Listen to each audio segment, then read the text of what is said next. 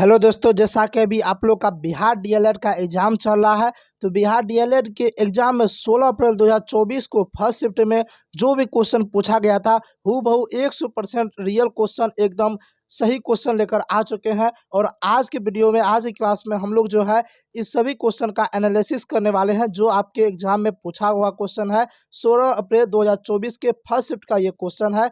चलिए आज की क्लास की शुरुआत करते हैं। तो आज का जो पहला क्वेश्चन है, देखिए पहले बताते हैं, एक फ्यूचर नाम का एक गेमिंग चैनल है जिन्होंने ये सभी के क्वेश्चन लगभग 8 से 9 क्वेश्चन ये बताए हैं, एकदम सही क्वेश्चन बताए हैं। अगर आप में से कोई भी स्टूडेंट का एग्जाम होता है तो आप लोग कमेंट करके क्वेश्चन जरूर बताइएगा।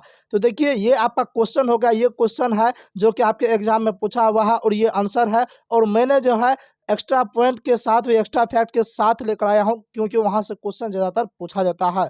चलिए आज का पहला क्वेश्चन है, भारत में कौन सा बायोस्फीयर रिजर्व पे था? तो देखिए ऑप्शन में जो है उन्होंने ये बताया कि नीलगिरी या गिरी से संबंधित कुछ ऐसा था। तो देखिए नीलगिरी बायोस्फीयर रिजर्व जो है दक्षिण भारत में पश्चिमी घाट के नीलगिरी पर्वत में एक बायोस्फीयर रिजर्व है और यह भारत का सबसे बड़ा संरक्षित वन क्षेत्र है जो कि तमिलनाडु, कर्नाटक और केरल में फैला हुआ है। तो अगर नीलगिरी था तो आपका नीलगिरी राइट आंसर हो जाएगा। राइट आंसर क्या होता? नीलगिरी हो जाता। चलिए एक क्वेश्चन ऐसा आ जाता है कि अवसरव तरंगे कौन सुन सकता है? देखिए हम पहले बता देते हैं कि मैं अवसरव तरंगे, श्रव तरंगे मैंने साइंस का जब मैराथन क्लास करवाया था उसके अंतर्गत ये पढ़ाया था। देखिए अवसरव तरंगे क्या है, वो मनुष्य नहीं सुन सकता है। तो कौन सुन सकता है? तो देखिए चमगादड़ सुन सकता है। ऑप्शन 2 हो जाएगा, ऑप्शन बी हो जाएगा इनका राइट आंसर। देखिए उन्होंने बताया कि ये सब ऑप्शन था, गेंडा, चमगादड़, डॉल्फिन और मनुष्य। तो इनमें चमगादड़ इनका राइट आंसर हो जाएगा, ऑप्शन 2 इनका राइट आंसर हो जाएगा। चलिए नेक्स्ट क्वेश्चन, शक्ति का ऐसे मात्रक क्या होता है? देखिए पहले बताते हैं, हम पूरे के पूरे ऐसे मात्रक साइंस के मैराथन क्लास में करवाए हैं और डेली बोलते हैं। आप लोग कहते हैं सर एनालिसिस देखने से क्या फायदा है? तो एनालिसिस देखने से यही फायदा मिलता है कि ऐसे मात्रक से एक क्वेश्चन डेली की डेली पूछा जाता है हर एक शिफ्ट में। इसलिए ऐसे मात्रक को आपको एकदम घोल के पी जाना है क्योंकि वहां से क्वेश्चन आता है हर एक शिफ्ट में। देखिए आज भी क्वेश्चन आया कि शक्ति का ऐसा मात्रक क्या होता है? तो वाट होता है। देखिए बल का पूछेगा, आपसे पूछेगा बल का ऐसा मात्रक क्या होता है? न्यूटन होता है। कार्यता ऊर्जा का ऐसा मात्रक जूल होता है। वहीं पे लेंस की क्षमता का ऐसा मात्रक पूछेगा, डायोप्टर होता है। और लिख के देते हैं लेंस की क्षमता का ऐसा मात्रक, फिर किसी न किसी एग्जाम में पूछेगा ही पूछेगा। या तो लेंस की क्षमता पूछेगा या तो ज्योति तीव्रता पूछेगा। ज्योति तीव्रता का ऐसा मात्रक कैंडेला होता है।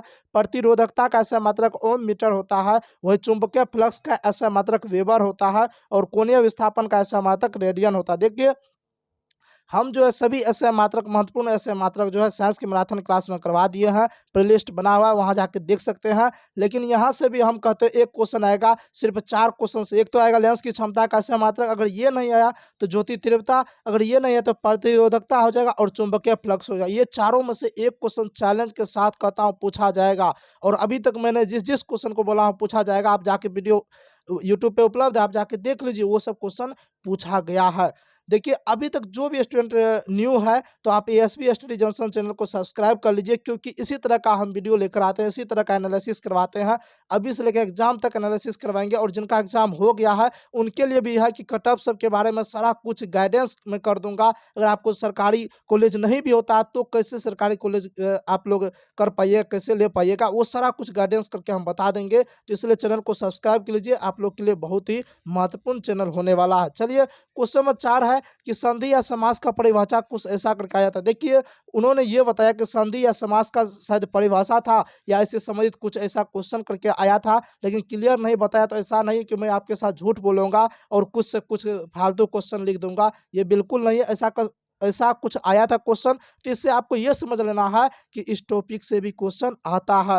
एक क्वेश्चन आया था हिंदी में, पाठशाला में कौन सा समाज है? देखिए पाठशाला यानी कि पाठ के लिए शाला, ये संप्रादन तत्पुरुष समास है। अगर ऑप्शन में संप्रादन तत्पुरुष होगा तो संप्रादन तत्पुरुष को टिक करना था, लेकिन ऑप्शन में अगर संप्रादन नहीं था, सिर्फ तत्पुरुष था, तो तत्पुरुष को आपको टिक करना था। यानी कि ये तत्पुरुष समास है। तत्पुरुष में कौन सा? संप्रादन तत्पुरुष समास है। ये बात भी आपको याद रखना है। चलिए नेक्स्ट क्वेश्चन देखते हैं। एक कहा जाता है पुस्तकालय में कौन सा समास, देख लें समास से ज़्यादा क्वेश्चन पूछा जाता है, संधि विच्छेद से क्वेश्चन पूछा जाता है हिंदी में, और अलंकार से तो काफ़ी ज़्यादा मात्रा में पूछा जाता है। और इंग्लिश की बातचीत करें तो इंग्लिश में एडम से पूछा जाता है, हम एडम भी अभी करवाएंगे क्या क्या इंग्लिश में पूछा गया, सभी विषय से लेकर आए हैं क्वेश्चन।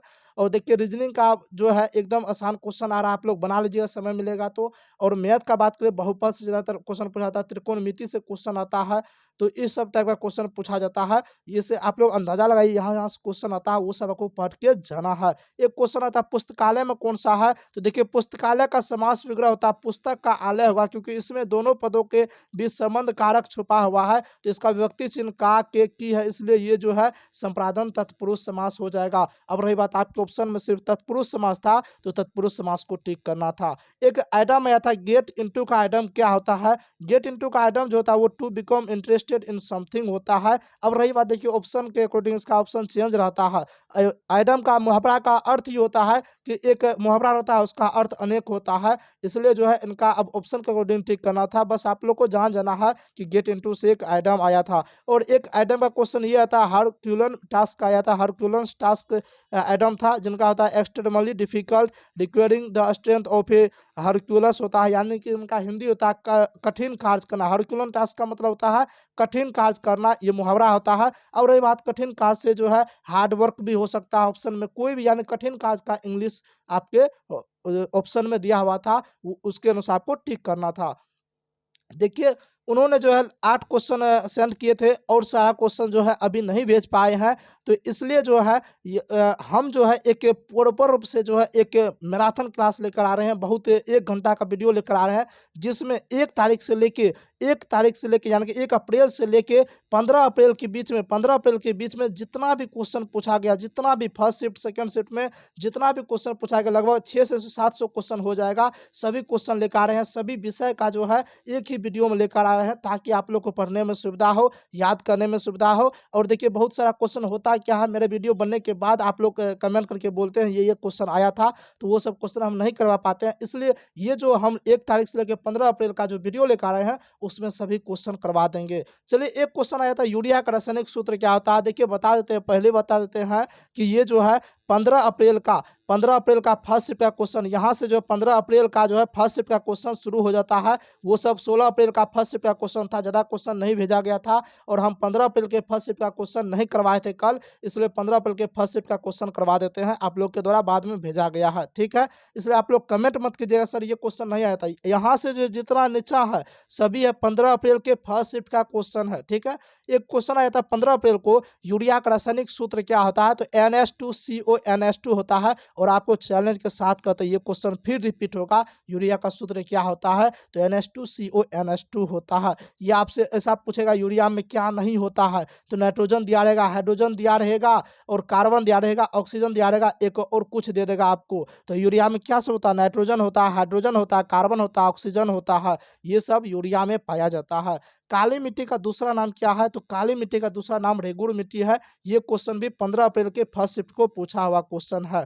एक क्वेश्चन आया था मानव शरीर में सामान्य ताप कितना होता है, देखिए सेल्सियस में आपके ऑप्शन में दिया हुआ था, इसलिए इसका राइट आंसर है 37 डिग्री सेल्सियस।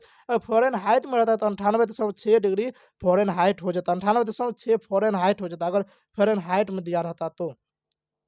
एक क्वेश्चन फिजिक्स से आया था, विभवांतर मापने वाले यंत्र को क्या कहा जाता है, तो विभवांतर मापने वाले यंत्र को वोल्ट मीटर कहा जाता है, क्या कहता है, वोल्ट मीटर कहा जाता है। एक क्वेश्चन पॉलिटिक्स आया था कि भारतीय संविधान में नीति निर्देशक यानी कि राज्य के नीति निर्देशक तत्व किस देश के संविधान से लिया गया है, तो आयरलैंड के संविधान से लिया गया है। देखिए आपको करना क्या है, ज़्यादातर क्वेश्चन जो है ना पॉलिटिक्स के शुरू वाले भाग से आता है, आपको करना क्या है, हम जो है बिहार विधानसभा करके जो है पूरे 8-10 वीडियो बनाए हैं, पढ़ाए हैं, आपको वही सारा कुछ वीडियो देख लेना है, क्योंकि उसमें ये सारा कुछ डिटेल से पढ़ाया और वहीं से क्वेश्चन आ भी रहा है। देखिए मौलिक अधिकार पूछेगा, तो मौलिक अधिकार जो है अमेरिका के संविधान से लिया गया है। वही पूछेगा प्रस्तावना कहाँ से, तो प्रस्तावना में अमेरिका के संविधान से लिया गया, लेकिन आपसे पूछेगा प्रस्तावना की भाषा कहाँ से लिया गया है, तो ऑस्ट्रेलिया के संविधान से लिया गया है। अगर आपसे पूछेगा संसदीय शासन प्रणाली कहाँ से लिया गया है, तो ब्रिटेन के संविधान से लिया गया। देखिए संसद से संबंधित कुछ भी आ गया, संसद से संबंधित कुछ भी क्वेश्चन आ गया तो आपको ब्रिटेन को टिक कर देना है, इसलिए इनका राइट आंसर संसदीय शासन प्रणाली ब्रिटेन हो जाएगा। आपको पहले बताते हैं कि देखिए एनालिसिस से क्वेश्चन तो आता ही है, क्वेश्चन तो कुछ क्वेश्चन रिपीट होता ही है, शासित पहले बताते हैं, उसे समझ एक्स्ट्रा पॉइंट जो हम बता रहे हैं इससे काफ़ी ज़्यादा क्वेश्चन आता है। और विश्वास नहीं, आप प्लेलिस्ट बना हुआ जाके वीडियो देखिए, जितना क्वेश्चन आया है लगभग 50 से 60% क्वेश्चन पहले हम पढ़ा चुके हैं एनालिसिस के थ्रू। भारत में कार्यपालिका का अध्यक्ष कौन होता है, तो राष्ट्रपति होता है। एक नेक्स्ट क्वेश्चन है कि अंकोर वाट मंदिर कहाँ स्थित है। देखिए अंकोर वाट मंदिर कहाँ स्थित है, कंबोडिया में स्थित है, ये क्वेश्चन पूछा हुआ था। और आपसे ये भी पूछ सकता है खजुराहो मंदिर कहाँ पे है, मध्य प्रदेश में स्थित है। कोणार्क का सूर्य मंदिर पूछेगा तो उड़ीसा के पुरी में स्थित है।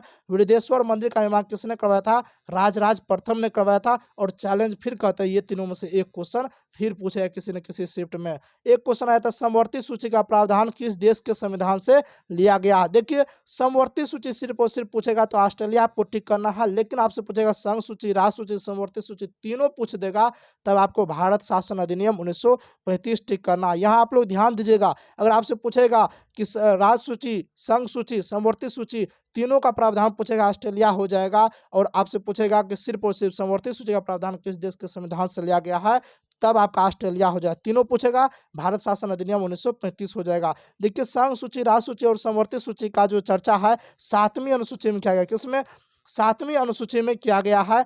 तो देखिए टोटल 12 अनुसूची है वर्तमान में, जिसमें 7वीं अनुसूची में संघ सूची, राष्ट्र सूची और समवर्ती सूची का प्रावधान किया गया है। उसके बाद बातचीत करें 8वीं अनुसूची में, तो राजभाषा का जो है उनमें चर्चा किया गया है। राजभाषा का चर्चा किसमें किया गया है, 8वीं अनुसूची में किया गया है। ठीक है, 11वीं में पंचायती राज है और 12वीं में नगर पालिका है। देखिए अनुसूची से भी एक क्वेश्चन आता है और लगभग डेली क्वेश्चन देखने को मिल जाता है। तो आज जो है हम यहाँ तक क्वेश्चन करवाए हैं। अगर किसी को और क्वेश्चन भी याद है तो आप लोग कमेंट करके बताइएगा। तो उम्मीद करते हैं आज की क्लास, आज का वीडियो अच्छा लगा हो। तो इस वीडियो को ज़्यादा से ज़्यादा लाइक कीजिए, ज़्यादा से ज़्यादा शेयर कीजिए और चैनल पे पहली बार है तो एएसपी एसटी डिजिटल चैनल को सब्सक्राइब करके बेल आइकन जरूर दबा दें। मिलते हैं अब नेक्स्ट वीडियो में, तब तक के लिए जय हिंद।